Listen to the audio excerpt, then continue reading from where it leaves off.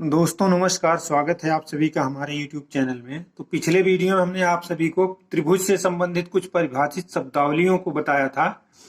इस वीडियो में हम आज आप सभी को कुछ महत्वपूर्ण प्रमेयों को सिखाएंगे। तो ये हमारी पहली प्रमेय है कि बहिष्कोण अपने सामने के दो अंतःकोणों के योगफल के बराबर होता है। तो अगर मान लेते हैं हम कोई त्रिभुज ले लेते हैं, यहाँ पर आइए एक त्रिभुज ले लें। ये त्रिभुज ABC हमारा है, त्रिभुज ए बी सी। अब इसकी किसी भी भुजा को अगर हम आगे बढ़ा देते हैं तो उसकी किसी भुजा और उस बढ़ी हुई भुजा के बीच में जो कोण बनता है वो बहिष्कोण होता है। तो ये बहिष्कोण हमारा मान लेते हैं ये x है। तो इसके सामने के दो कोण ये और ये अंतःकोण, ये कोण A और कोण B है। अब इसको मान लें y और z, इसको मान लेते हैं। तो बहिष्कोण अपने सामने के दो अंतःकोणों के योग के बराबर होता है। तो यानी x बराबर होगा हमारा x बराबर y plus Z. x degree है, कोण को डिग्री में मापते हैं अंश में। तो x बराबर y प्लस जेड।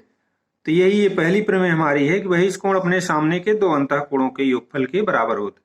उसी तरीके से अगर इस भुजा को आगे बढ़ा दें तो ये जो बहिष्कोण होगा इसके सामने के दो कोण ये और ये इसके योग के बराबर होगा। इस साइड को अगर आगे बढ़ा देते हैं तो इसके सामने के जो अंतःकोण होंगे ये और ये इसके योग के बराबर होता है। तो इस तरीके से हम पहली प्रमेय को आशा करता हूं कि आप सभी समझ गए होंगे। अब ये दूसरी प्रमेय देखते हैं कि त्रिभुज के किसी शीर्ष पर दो बहिष्कोण होते हैं और वे आपस में बराबर होते हैं। तो आइए मान लेते हैं हम एक त्रिभुज हमारा है पी क्यू आर, एक त्रिभुज ले लेते हैं। अब अगर इस भुजा को बढ़ाएंगे तो एक बहिष्कोण ये होगा और इस भुजा को बढ़ाएंगे तो एक बहिष्कोण ये होगा। तो इस तरीके से ये दोनों कोण हमने बताया, शीर्ष पर दो बहिष्कोण जो बन रहे हैं, एक कोण ये है और एक कोण ये है, ये दोनों बराबर होंगे। अगर ये x है और ये y है तो x बराबर y के। तो बहिष्कोण अपने सामने, बहिष्कोण अगर दो बहिष्कोण हैं किसी त्रिभुज में तो वे आपस में बराबर होंगे। अब आइए अगली प्रमेय देखते हैं। अब ये तीसरी प्रमेय हमारी है, ये बहुत ही महत्वपूर्ण है, इस पर न्यूमेरिकल पूछे जाते हैं। तो किसी त्रिभुज ABC में कोण B व कोण C का अर्धक एक दूसरे को अगर बिंदु O पर काट रहे हैं, मान लीजिए त्रिभुज ABC है तो कोण B का अर्धक और कोण C का अर्धक एक दूसरे को O बिंदु पर काटते हैं। तो ये कोण जो हमारा कोण BOC, ये हमारा होगा कोण BOC बराबर 90 डिग्री प्लस ये जो कोण A है इसका हाफ होगा, कोण A/2। तो इस तरीके से अगर किसी भी त्रिभुज में दो कोणों के अर्धक एक दूसरे को बिंदु O पर काटते हैं तो उस कोण का मान, जो शेष कोण बचा हुआ है उसके और उसके आधे और 90 अंश के योग के बराबर होता है। तो आशा करता हूं कि ये भी आपकी समझ में आ गया होगा। अब इन प्रमेयों पर हम आइए आप सभी को न्यूमेरिकल बताते हैं। अब ये रहा हमारा पहला सवाल, जो संलग्न चित्र यहाँ दिया गया है, कोण x का मान ज्ञात करना है।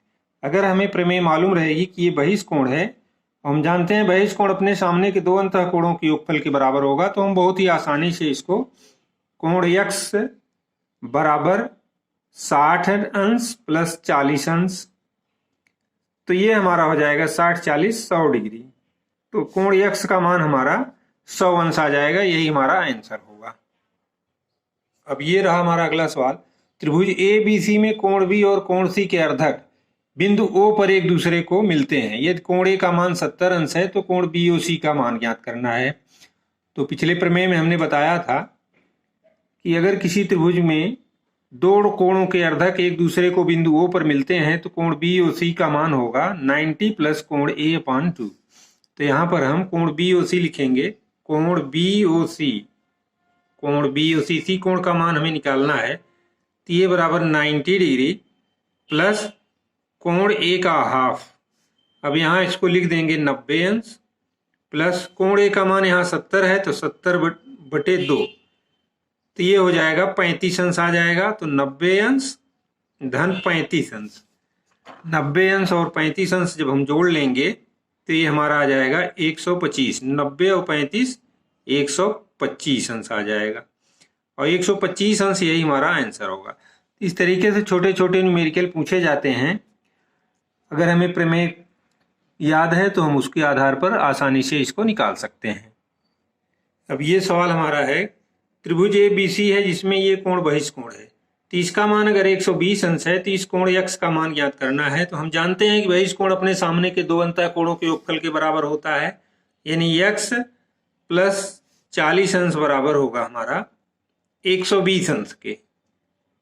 ये अंतः कोण है, इन दोनों का मान इसके योग के बराबर होगा। तो x अंश बराबर हमारा हो जाएगा 120 में से हम 40 डिग्री घटा लेंगे, ये डिग्री है अंश, तो 120 में से हम 40 जब घटाएंगे तो 12 में से 4 घटाएंगे 8, तो 80 अंश। कोण x का मान 80 अंश हो जाएगा। तो इस तरीके से ऐसे सवाल हम सॉल्व कर लेंगे। तो आज हम आप सभी को इस वीडियो में त्रिभुज से संबंधित कुछ महत्वपूर्ण प्रमेयों के आधार पर जो न्यूमेरिकल पूछे जाते हैं उनको सिखाने का प्रयास किया। आशा करता हूं कि ये सभी सवाल आपकी समझ में आ गए होंगे। तो अगर वीडियो अच्छा लगे तो वीडियो को लाइक, शेयर और कमेंट जरूर करें, और चैनल पर नए हो तो प्लीज़ चैनल को सब्सक्राइब करें। मिलते हैं अगले वीडियो में कुछ इसी तरह के सवालों के साथ, तब तक के लिए धन्यवाद।